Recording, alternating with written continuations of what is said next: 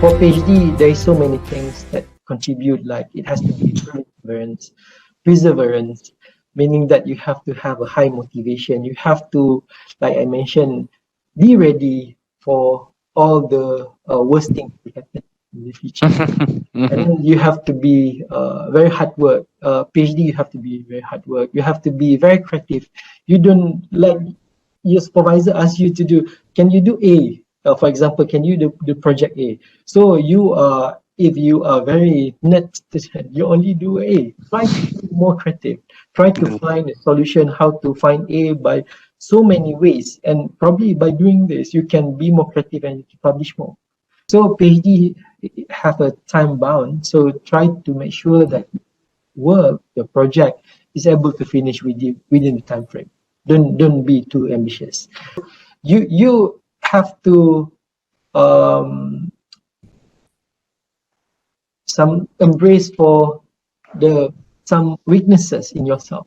I believe that we try to be the best, but we also have some time constraint as well. You do your master, so you're going to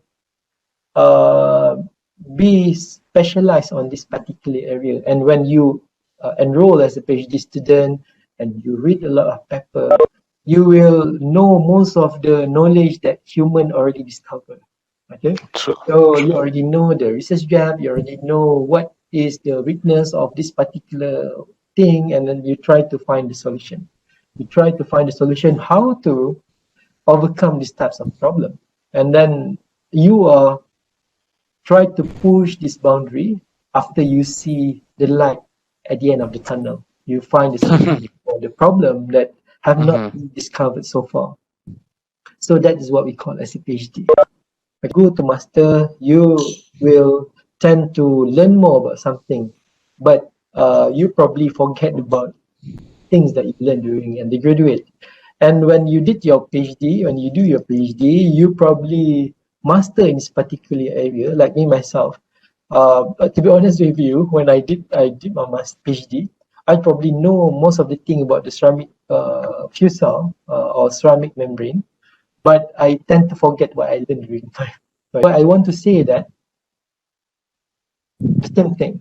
Try to be humble, because PhD is not mean that you are top on the world already, because you just gain some knowledge that is there is still few years to go to be explored. To set your mind, you're going, although you plan that you want to finish your goal without any disturbance, without any hurdles, but it's not like that, because the reality when you do master or PhD by research, it's not only you are the factor. Okay, like a master undergraduate, like I said, if you study hard, so you will get a good CGPA, but it's not for research. There's so many factors that contributing, like your facilities, your equipment, probably in the middle of your research work, and probably your supervisor is not happy with your performance and asks you to do more work for you. And then now it's probably because of the COVID.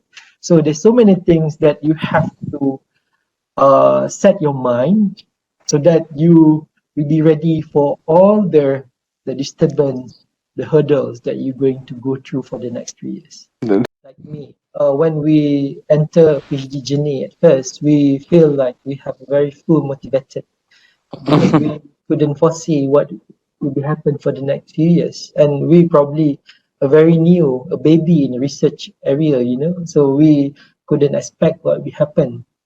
But it's happened to me as well. At the first, although I went to the UK with full of ambition, but when I see my supervisors, see my lab, see my peers, I feel a little bit demotivated. I see my surrounding is very, I can say it's competitive, everyone a fast result, everyone, you have to queue and so on.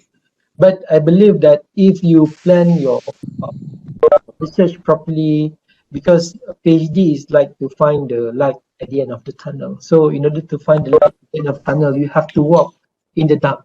So it's not easy to walk in the dark. So you have to read more, you have to do more, you have to do hard work before you can strengthen your confidence, your motivation. And I believe that when you already find the solution and your solution is doable, you will be survived and you are progressing well. And towards the end, you will finish your PhD with excellence. So, what is the main factor for your success? The main factor for me, I think, is your supervisor. Your supervisor can make you, or your supervisor can break you. That's why before you enter PhD, try to look around. Don't simply approach anyone in the department because for the sake of you want to get a scholarship. So these are some tips to excel in PhD master student. Okay. So firstly, try to maintain the close contact with supervisor because as I said, your supervisor have to know everything about you. Don't give a perception, a bit bad perception to supervisor. Okay. So when you become the student, especially in the first semester, try to give a good impression to supervisor. Okay. So because the first semester is the time for supervisor to evaluate you. There is so many attitude of the student as well. So the supervisor can differentiate either you are a good student, either you are so-so student, either you hard work student, either you creative student. So you have to give impression. Take ownership for your master or PhD project. It's there is some student that give excuse if the examiner asks you why you do this, why you do that. They always say, "Oh, this is because my supervisor asked me to do it." So don't give us such reason, because this is your own research. This is your own project. So you are the one that working day and night and living with research. So you shouldn't give excuse because of this is your the supervisor project and you've been asked to do it. And all the reason is come back to the supervisor. It's not like that. Okay. That's why you have to love your research. You have to uh, uh, when you want to choose your project supervisor, you have to choose it very carefully. What you want to be in the next 10 years, what you want to be expert or specialized in the next 20 years. So you are the one that have to make decision. And also time management. Okay. Try to have a proper schedule. Like I'm not judging a student based on their attendance, but I like to see them in the lab every day, especially from 9 to 5. They have to come every day.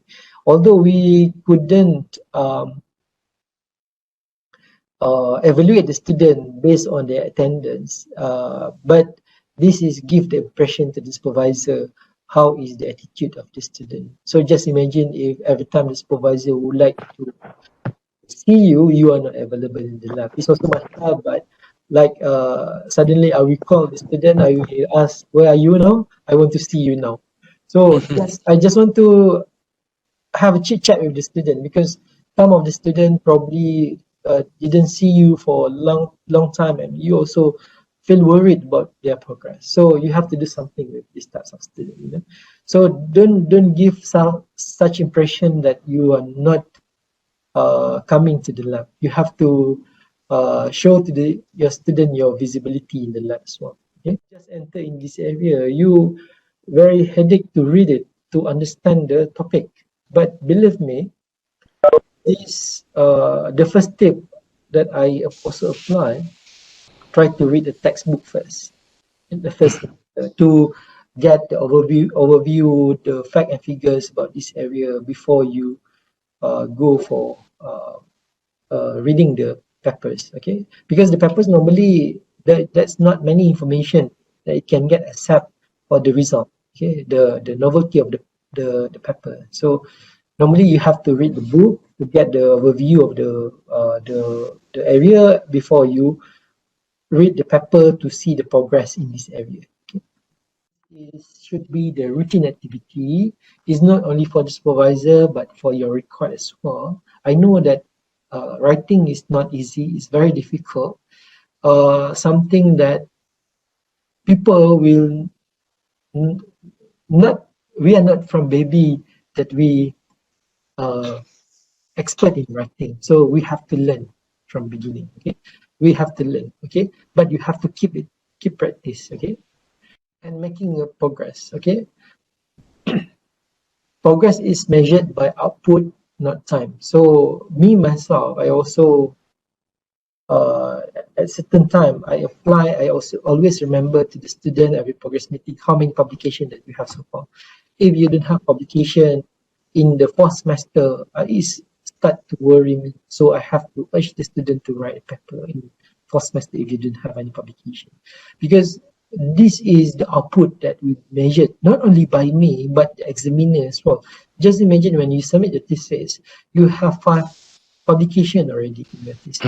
So the examiner couldn't argue with the novelty of your work and couldn't argue with the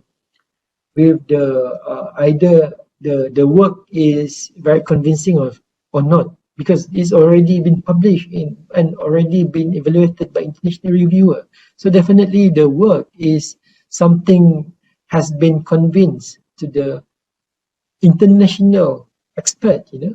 So that's why it's very important to have some publication. Okay, and don't forget to take a break. Remember that 24/7 lab is not always better. Okay, PhD is about consistency. Okay, is the key to progress in research. PhD is a marathon, not a sprint. So you have to make it as a long run. Okay, you have to make sure your healthy is in a good condition.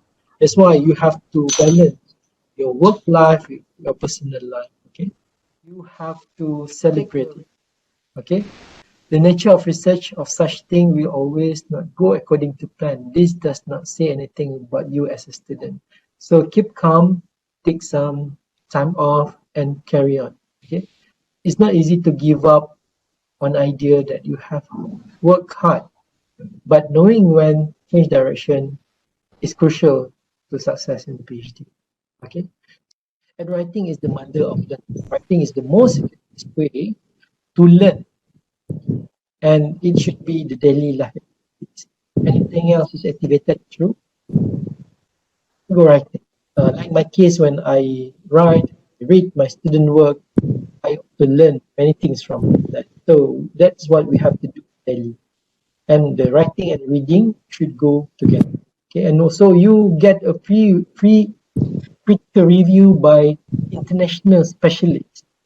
Okay, so like if you only submit this test, your thesis will only be read by your supervisor, your examiner, cannot be proofread by the other international specialists. But if you write a paper, and actually you can choose any good good professor, top professor to read your paper. Some of the editor will assign these types of professor to read your paper, and you will get input from them, and it's make your work the scientific level more convincing because it has been proven to be read and to be endorsed by those top researchers. So definitely your work is something that logical, makes sense, yeah, right?